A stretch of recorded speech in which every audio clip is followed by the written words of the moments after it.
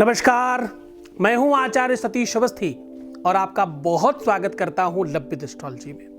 Love with astrology यानी आपके जीवन में प्यार भरने का साधन। अरे सीधे बात कहें तो प्यार आप करो, प्यार में किसी भी तरह की कोई समस्या है तो उसका सीधा इलाज होता है। दुनिया का पहला हॉस्पिटल है ये, जहां सिर्फ और सिर्फ प्रेम का इलाज होता है। आप देख रहे हैं लव विद एस्ट्रोलॉजी।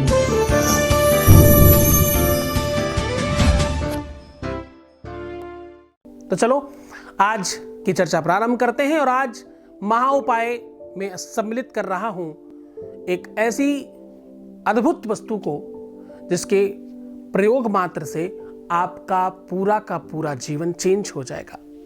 एक ऐसी वस्तु जिसे आप बहुत सरलता से प्राप्त कर सकते हैं। एक सुपारी धन वर्षा। एक सुपारी के प्रयोग से आपके घर में धन की वर्षा हो सकती है।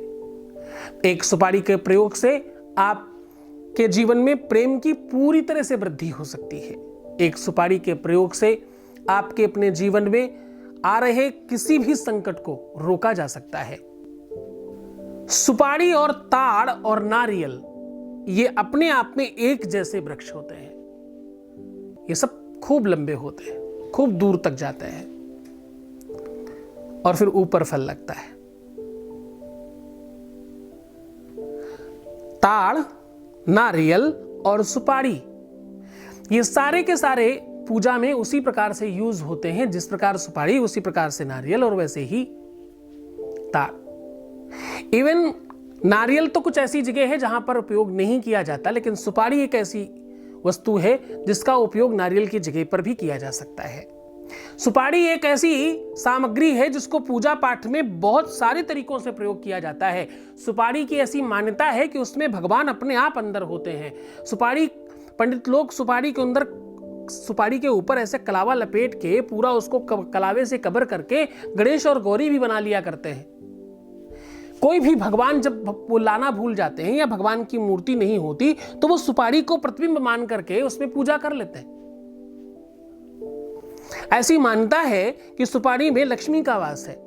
ऐसी मान्यता है कि सुपारी हमेशा जीवित देवता है। ऐसी मान्यता है कि सुपारी आदर और सम्मान का पहला अंग है। पान में सुपारी अगर नहीं डाली जाए तो पान कंप्लीट नहीं माना जाता। इवन पान को आगे जाकर के पान हटा करके पान को पान मसाले में परिवर्तित करके केवल सुपारी के ऊपर ट्रीटमेंट करके लोगों ने खाना शुरू कर दिया। एक टाइम पर आदर और सम्मान का सबसे बड़ा सूचक पान होता था। लोग खाने के बाद पान खिलाते थे। अभी बहुत सारे रेस्टोरेंट्स में पान दिए जाते हैं, उसमें पान और सुपारी और बाकी सब कुछ चीजें होती हैं, लेकिन प्रमुख रूप से सुपारी और पान ही होता है। सुपारी मरती नहीं। सुपारी अपने वृक्ष से अलग होने के बावजूद भी अपना सौभाग्य और अपना सौंदर्यता, अपनी किसी भी चीज को त्यागती नहीं।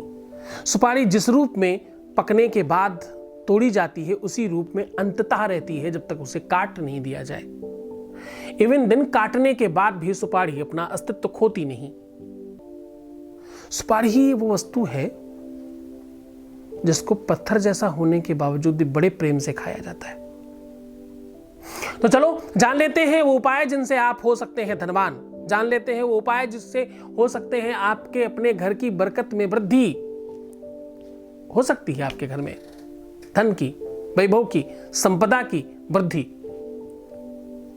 तो करना तो सिर्फ इतना है कि एक कलश लेना है और उसको बाहर से रोली से, मौली से बांध के उसको कवर कर ले, या रोली से उसको कवर कर दे, या गेरू लगा करके उसको कवर कर दे, या उसे किसी भी रंग से लाल कलर से रंग दीजिए उस कलश को, उस घड़े को, उस मिट्टी के पात्र को, और उसके अंदर आप जितने भी वर्ष के हैं उतनी सुपारियां अंदर डाल दीजिए। उसी हिसाब से कलश लीजिएगा और उसमें 7 मुट्ठी चावल डालिए, थोड़ी सी केसर डालिए और उसको बिल्कुल ऊपर से बंद करके उसके ऊपर एक दिया जलाना शुरू कर दीजिए। यह काम करना है आपको सोमवार या शुक्रवार के दिन से, और डेली श्री सूक्त का पाठ करना है उसके सामने। यह काम आपको पूरे के पूरे 41 दिन तक करना है।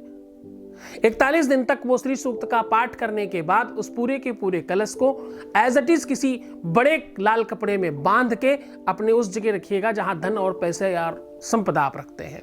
आप देखेंगे धीरे धीरे आपकी धन में वृद्धि होगी और आपके ऊपर मां लक्ष्मी की कृपा होना शुरू हो जाएगी।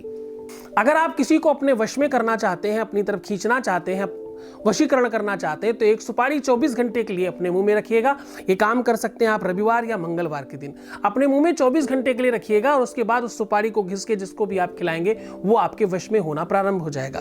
पर सावधान, ये आप सबके साथ नहीं करें, इसका दुरुपयोग भी होता है और इसका खराब असर भी होता है। किसी गुरु के सानिध्य में रह करके उसका अनुकरण करके उससे बात करके ही करेंगे तो अच्छा रहेगा आपके लिए। सुपारी 5 आप हर शनिवार को उतार के अपने ऊपर से बाहर फेंकें। ये 5 बार करें। ऐसा करने से आपके घर की जितनी भी बुराइयां हैं वो दूर हो जाती हैं। आपके घर में नहीं रुक रहा हो धन तो रुकने लगता है। धन आपके घर से बाहर जाने की ओर भाग रहा हो तो वो रुक जाता है। और सबसे बड़ी चीज कि आपके घर में जो फिजूल खर्ची हो रही थी वो रुक जाती है।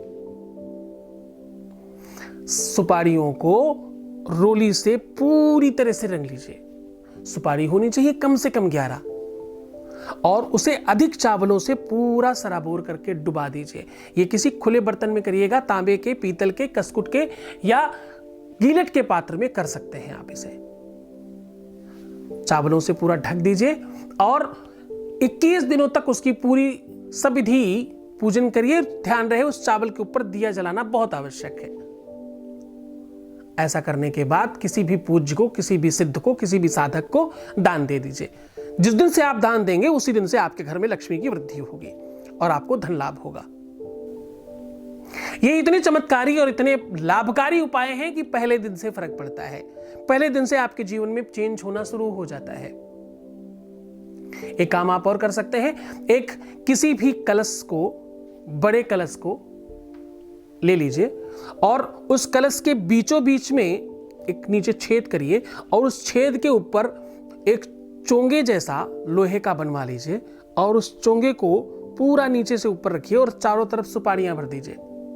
आधा और आधे में घी भरिए और उस नीचे जो आपने छेद किया है उसमें एक रुई की बत्ती डाल करके उस घी को धीरे धीरे टपकने दीजिए और ये घी टपकेगा आग के ऊपर। आपको एक तिपाई बना करके उसके ऊपर रखना पड़ेगा।